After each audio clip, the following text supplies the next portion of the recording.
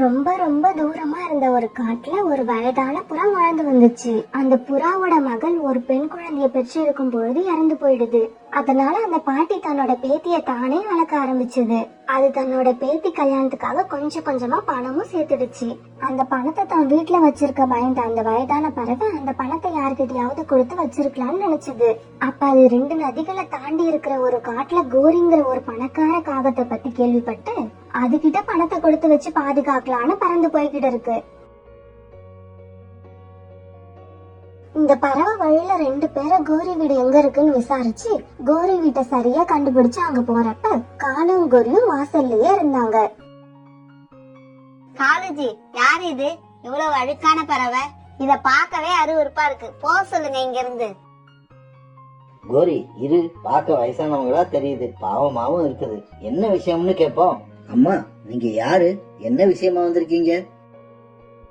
ஐயா, நான் 2 நதிகள் தாண்டி இருக்கிற காட்டை சேர்ந்தவர்.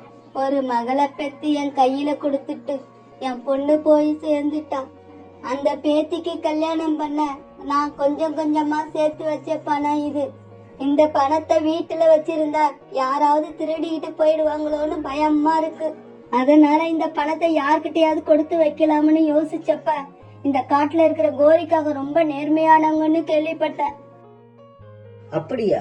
உங்களுக்கு யாரும் தவறான தகவல்கள் கொடுத்திருக்காங்கன்னு நினைக்கிறேன். காலுஜி, வாயை மூடுங்க. அம்மா, நீங்க ரொம்ப தூரம் பறந்து வந்திருப்பீங்கன்னு நினைக்கிறேன். முகம் ரொம்ப களைப்பா இருக்கு. உள்ள வாங்க, ஏதாவது சாப்பிட்டுக்கிட்டே பேசலாம். இப்படி உள்ள போன உடனே கோரிக்காக அந்த வயதான பறவைக்கு குடிக்க பழரசம் கொடுத்தது. எனக்கு பழரசம்லாம் வேண்டாம்மா.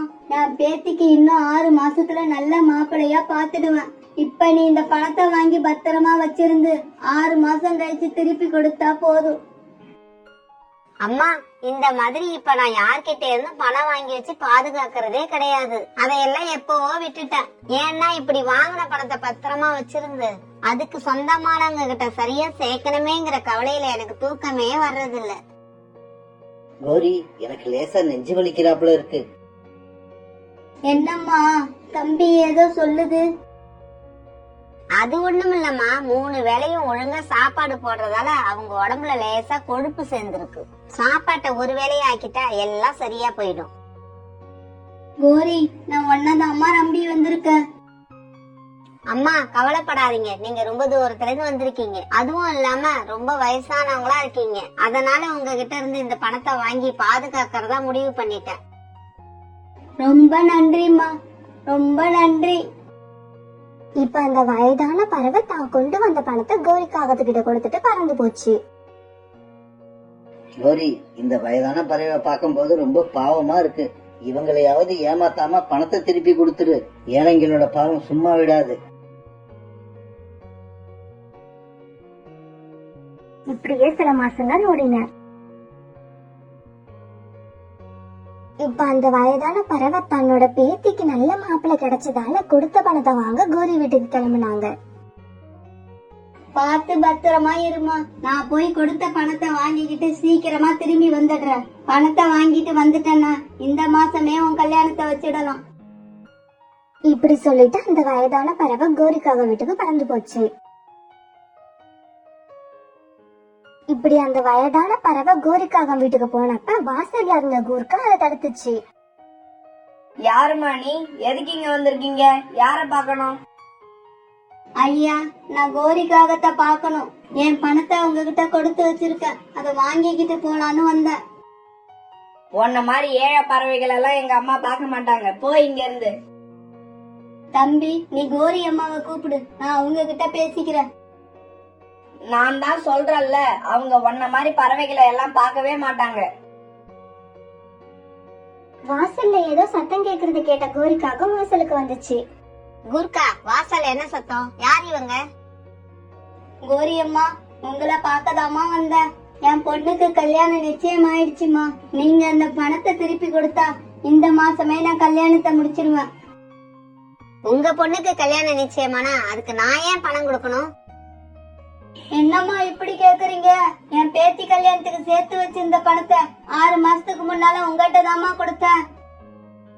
பாட்டி, உங்களுக்கு ஞாபக மறதி இருக்குன்னு நினைக்கிறேன். எங்கேயாவது போய் உட்கார்ந்து யார்கிட்ட கொடுத்தோன்னு நல்லா யோசிச்சு பாருங்க. அம்மா கோரி, இப்படி எல்லாம் பேசாதம்மா.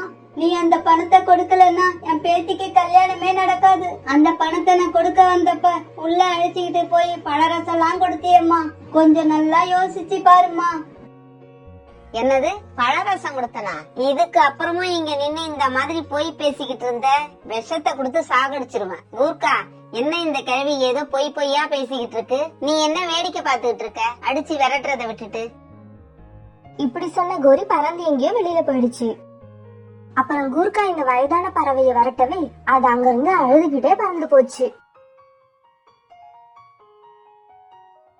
கோரி வீட்ல இருந்து இப்படி கிளம்பின வயதான பறவை வீட்டுக்கும் போக முடியாம என்ன செய்யறதுன்னு தெரியாம ஒரு மரத்து மேலேயே உட்கார்ந்து அழுதுகிட்டு இருந்தது. அப்ப பக்கத்து காட்டுல இருந்து ஏதோ ஒரு வேலையா இந்த காட்டுக்கு வந்த சோனா குருவி மரத்து மேல உட்கார்ந்து அழுதுகிட்டு இருந்த அந்த வயதான பறவையை பார்த்துட்டு அவங்க கிட்ட போச்சு. பாட்டி, நீங்க யாரு? ஏன் இங்க உட்கார்ந்து அழுதுகிட்டு இருக்கீங்க? யாருகிட்ட சொல்லி என்னம்மா ஆக போகுது? என் பணம் போனதுதான். என் பேத்தி கல்யாணம் நின்னதுதான். பாட்டி, அழாதீங்க. முதல்ல உங்களுக்கு என்ன நடந்தது? பணம் எப்படி போச்சுன்னு சொல்லுங்க. நான் உங்களுக்கு கண்டிப்பா உதவுவேன். சோனா இப்படி கேட்டதுக்கு அப்புறம் அந்த வயதான பறவை நடந்த எல்லாத்தையும் சொல்லுச்சு. என்ன பாட்டி, அறிமுகம் இல்லாதவங்க கிட்ட சேர்த்து வச்ச பணத்தை எல்லாம் கொடுத்துட்டு இப்படி ஏமாந்து நிக்கிறீங்களே? என்னம்மா பண்றது? எல்லாம் என் தலையெழுத்து. இப்ப நானும் என் பேத்தியும் தற்கொலை பண்ணிக்கிட்டு சாகிறத தவிர வேற வழி இல்ல. பாட்டி, ஒரு நிமிஷம் என்ன யோசிக்க விடுங்க. இப்படி சொன்ன சோனா குருவி கொஞ்ச நேரம் யோசிச்சது. பாட்டி, நாளை காலையில 9 மணிக்கு நீங்க மறுபடியும் அந்த கோரிக்காக வீட்டுக்கு வாங்க. அங்க நானும் இருப்பேன். ஆனா என்ன தெரிஞ்ச மாதிரி காட்டிக்காதீங்க. உங்க பணம் உங்களுக்கு கண்டிப்பா கிடைக்கும். அம்மா, நீ ஏதோ தெய்வம் மாதிரி வந்து என் பணம் எனக்கு கிடைக்கும்னு சொல்ற. ஒருவேளை நீ சொல்ற மாதிரி என் பணம் எனக்கு கிடைக்கலன்னா? பாட்டிமா, ஒருவேளை அங்க உங்களுக்கு பணம் கிடைக்கலனா நான் என் பணத்தை உங்களுக்கு தரேன். போதுமா? நானும் பெரிய பணக்காரி தான். சோனா இப்படி சொன்னதுக்கு அப்புறம் தான் பாட்டி அழுவுறதையே நிறுத்தினாங்க. ரொம்ப நன்றிமா உனக்கு. சாகரத்துக்கு இருந்த 2 உயிர்களை நீ காப்பாத்திருக்க. நீ நல்லா இருக்கணும்மா. இப்படி சொல்லிட்டு பாட்டி மகிழ்ச்சியோட தான் வீட்டுக்கு பறந்து போனாங்க. இப்ப சோனா குருவி நேரா கோரிக்காக வீட்டுக்கு போச்சு.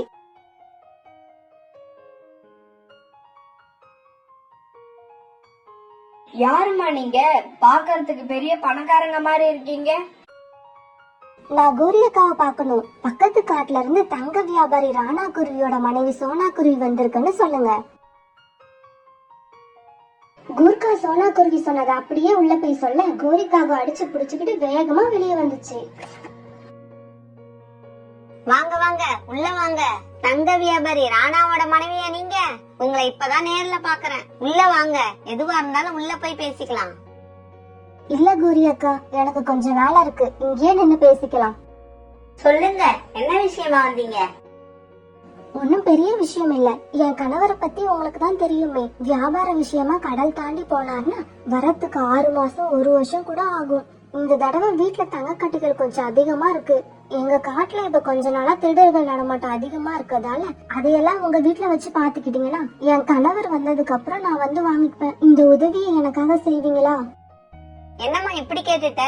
இந்த உதவியை செய்ய நான் காத்திருக்கேன். வாமா, இப்பவே போய் எல்லா தங்கங்களையும் எடுத்துக்கிட்டு வருவோம். இல்ல கோரி அக்கா, இன்னைக்கு நாள் சரியில்லை. நாளைக்கு காலையில எடுத்து வரேன். இப்படி சொன்ன சோனா குருவி அங்கிருந்து பறந்து போச்சு.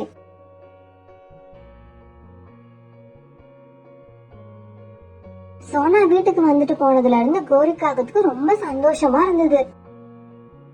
என்னங்க, சோனாக்குரி வீட்டுல உள்ள தங்கம் மட்டும் நமக்கு கிடைச்சிட்டா இந்த காட்டை மாதிரி 4 காட்டை நம்ம விலை கொடுத்து வாங்கலாம். கோரி, நீ ஏன் இப்படி பேராசை பிடிச்சி அலையிற? இது பேராசை இல்லைங்க, என் நீண்ட நாள் ஆசை. இப்படி சொன்ன காலு படுத்து தூங்க கோரி சோனாவோட தங்கத்தை நினைச்சுக்கிட்டே தூங்காம இருந்தது. மறுநாள் பொழுது விழுந்துச்சு. சோனா குருவி தன்னோட வீட்டுல இருந்த தங்கங்களை எடுத்துக்கிட்டு தான் பையன் சிச்சுவையும் அழைச்சுக்கிட்டு கோரிக்காக வீட்டுக்கு கிளம்பிச்சு. கோரி வீட்டுக்கு முன்னால இருந்த ஒரு மரத்துல சிச்சுவை உட்கார வச்ச சோனா அவன் கிட்ட இப்படி சொல்லுச்சு. சிச்சு, நான் சொன்னது எல்லாம் ஞாபகம் இருக்குல்ல? நல்லா ஞாபகம் இருக்குமா? அந்த வயதான பாட்டி பணத்தை வாங்கிக்கிட்டு வீட்டை விட்டு வெளியே வந்த உடனே நீ அங்க வந்து நான் சொல்லி கொடுத்ததை அப்படியே சொல்லணும். இப்படி சொன்ன சோனா தங்கங்களை எடுத்துக்கிட்டு கோரி வீட்டுக்கு போச்சு. கோரி வீட்டு வாசல்லையே சோனா குருவி எதிர்பார்த்து காலோட காத்திருந்தது. சோனா குருவி வந்த உடனே கோரிக்கு பேராசையால உடம்பெல்லாம் நடுங்குச்சு. காலு, என்ன மச மச நின்னுட்டு இருக்கீங்க? இந்த தங்கத்தெல்லாம் தூக்கிட்டு போய் உள்ள வைங்க. கோரி அக்கா, ஒரு நிமிஷம் இருங்க, உங்களை ஒண்ணு கேட்கணும். இந்த சமயத்துல என்ன சொன்னா கேட்க போற? சீக்கிரம் கேளு. இல்ல கோரி அக்கா, இந்த தங்கத்தை நான் திருப்பி வாங்க வரப்ப கரெக்டா கொடுத்துருவீங்கல்ல? சோனா இப்படி கேட்கவும் அந்த வயதான பாட்டி கோரி வீட்டுக்கு வரவும் சரியா இருந்தது. என்ன ஏமாத்தாதீங்க, என் பணத்தை கொடுத்துடுங்க. என்ன ஏமாத்தாதீங்க, என் பணத்தை கொடுத்துடுங்க. ஐயையோ, இந்த பாட்டி வேற நேரம் கட்ட நேரத்துல வந்து தொலைச்சிருச்சு. இப்ப என்ன பண்றது? இந்த பாட்டியோட பணத்தை திருப்பி கொடுத்தாதான் சோனாவுக்கு என் மேல நம்பிக்கை வரும். நம்பிக்கை வந்தாதான் அவ தங்கத்தை நம்மள நம்பி கொடுப்பா. என்ன சொன்னா இப்படி கேட்டுட்ட? இதோ வராங்களே இந்த வயசான அம்மா. 6 மாசத்துக்கு முன்னால அவங்க பேத்தி கல்யாணத்துக்கு சேர்த்து வச்சிருந்த பணத்தை என்கிட்ட கொடுத்து வச்சிருந்தாங்க. நேத்து திரும்ப கேட்க வந்தப்ப சரியா அடையாளம் தெரியாம பணத்தை கொடுத்தது நீங்க இல்லன்னு சொல்லி திருப்பி அனுப்பிட்டேன்.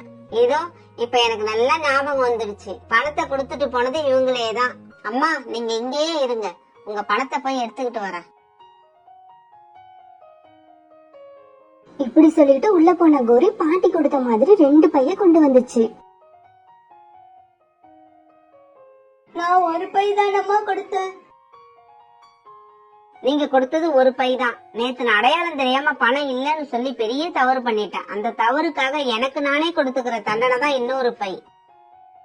இப்ப அந்த வயதான பறவை 2 பையையும் எடுத்துட்டு சந்தோஷமா பறந்து போச்சு. அடையாளம் தெரியாம இல்லன்னு சொன்னதுக்காக கொடுத்த பணத்தை மாதிரி 2 பங்கு கொடுத்து அனுப்புறீங்களே, உங்களை மாதிரி நேர்மையானவங்கள நான் பார்த்ததே இல்ல. எனக்கு இப்ப உங்க மேல எந்த சந்தேகமும் இல்ல. நீங்க அந்த தங்கங்களை தாராளமா உள்ள எடுத்துக்கிட்டு போகலாம். சோனா இப்படி சொல்லி முடிக்கிறப்ப சோனாவோட பையன் சிச்சு அவசரமா அங்க வந்தான். அம்மா அம்மா, சீக்கிரம் வீட்டுக்கு வாங்க. கடல் கடந்து வியாபாரத்துக்கு போயிருந்த அப்பா திரும்ப வந்துட்டாங்க. சிச்சி, அப்படியா? அப்பா வந்துட்டாங்களா? ரொம்ப சந்தோஷம். கோரி அக்கா, என் கணவர் திரும்பி வந்துட்டாராம். அதனால இந்த தங்கங்களை பற்றிய திருட்டு பயம் எனக்கு இனிமே கிடையவே கிடையாது. இத பாதுகாத்து வச்சிருக்கேன்னு சொன்னதுக்கு ரொம்ப நன்றி அக்கா. நான் வரேன். இப்படி சொல்லிட்டு சோனா தங்கங்களை எடுத்துட்டு தான் பையன் கூட வீட்டை நோக்கி பறந்து போச்சு.